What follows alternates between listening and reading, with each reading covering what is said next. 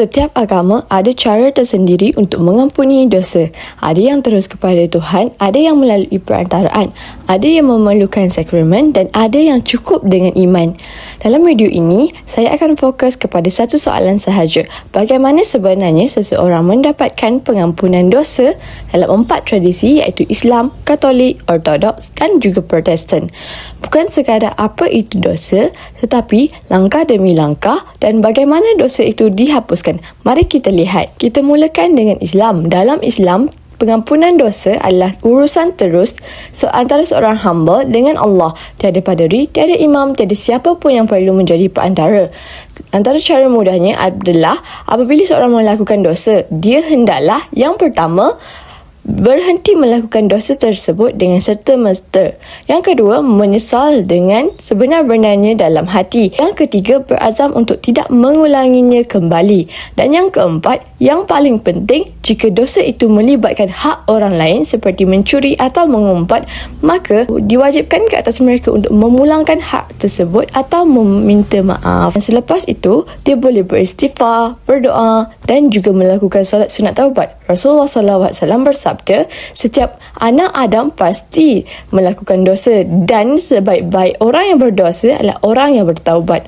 Yang menarik dalam Islam ini adalah seseorang dilarang menceritakan dosanya kepada orang lain kerana Allah sudah menutup aibnya dan dia tidak perlu membuka aib itu kepada sesiapa. Jadi, intipatinya di sini adalah pengampunan dalam Islam adalah langsung secara peribadi dan tanpa perantaraan antara sesiapa pun. Sekarang kita beralih kepada Katolik. Cara mereka sangat berbeza. Dalam tradisi Katolik, pengampunan dosa, terutamanya dosa berat, mereka wajib melalui sakramen rekonsiliasi, iaitu pengakuan dosa secara lisan di hadapan seorang paderi. Mengapa mereka diwajibkan melalui paderi? Kerana mereka merujuk kepada Injil Yohanes di mana Yesus diberi kuasa kepada para rasul untuk mengampuni atau menahan dosa.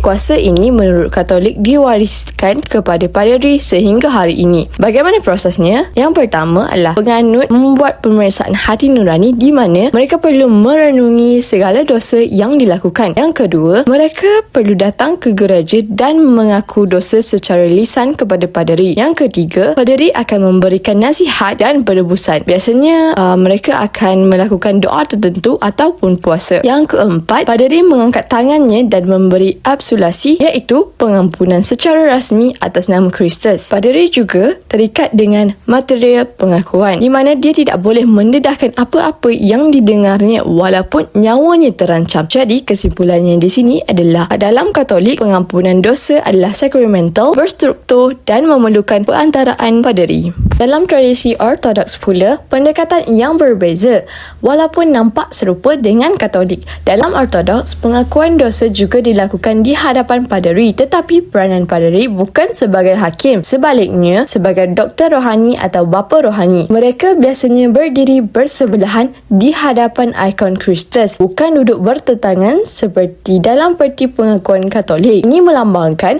bahawa mereka bersama-sama memohon kepada Tuhan, di mana prosesnya adalah yang pertama, penganut mengaku dosa kepada bapa rohaninya. Yang kedua, bapa rohani mendengar dan memberi bimbingan, bukannya menghukum. Yang ketiga, bapa rohani mungkin memberikan epitimia, iaitu disiplin ringan seperti puasa tambahan atau doa-doa khas. Tujuan epitimia ini bukan untuk membayar dosa, tetapi untuk menyembuhkan jiwa, sama seperti pesakit diberi ubat. Keempat, selepas itu barulah paderi memberikan pengampunan dalam bentuk doa absolusi. Perbezaan penting dalam Ortodoks ini adalah pengakuan tidak diwajibkan sebagaimana dalam Katolik, tetapi ia sangat digalakkan sebagai sebahagian daripada perjuangan rohani seumur hidup. Kesimpulannya adalah pengampunan dalam Ortodoks adalah therapeutics, penyembuhan, dan bapa rohani sebagai pembimbing. Sekarang, mari kita lihat Protestan pula. Protestan ini mengambil pendekatan paling berbeza daripada Katolik dan Ortodoks, di mana dalam tradisi Protestan, arus perdana ada keperluan untuk berjumpa paderi untuk mendapatkan pengampunan dosa. Mengapa? Kerana mereka berpegang kepada satu. Hanya ada satu Allah dan satu perantara antara Allah dan manusia, iaitu Kristus Yesus. Mereka juga berpegang kepada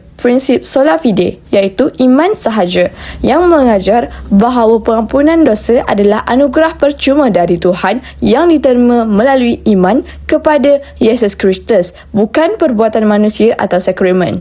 Jadi, bagaimana caranya? Seseorang yang berdosa hanya perlu yang pertama, mengaku dosanya terus kepada Tuhan dalam bentuk doa pribadi.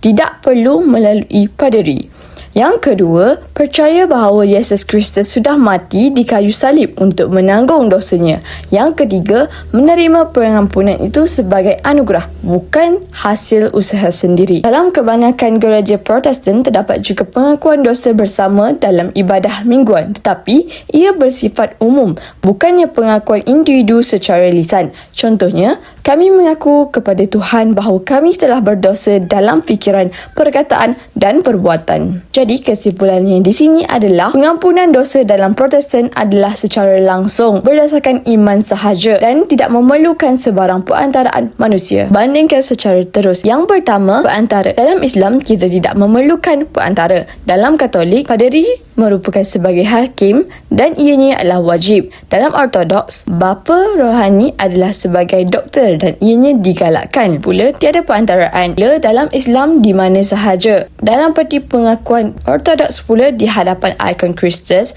dan dalam Protestan di mana sahaja. Dalam Islam, nanti menyesal dan juga berazam serta memberi semula hak orang lain. Dalam Katolik, penyesalan sempurna, mengaku lisan dan juga lakukan penebusan. Dalam Ortodoks, pengakuan kepada bapa rohani dan juga terima bimbingan. Dalam Protestan pula, iman kepada Yesus dan doa terus kepada Tuhan. Kerahsiaan pula, Islam tidak perlu menceritakan dosa kepada sesiapa pun. Katolik materai pengakuan mutlak di mana seorang itu perlu mengaku kepada paderi.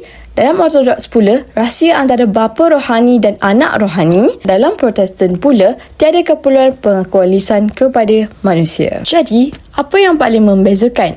Dalam Islam dan Protestan sama-sama menolak perantaraan manusia, tetapi untuk sebab yang berbeza.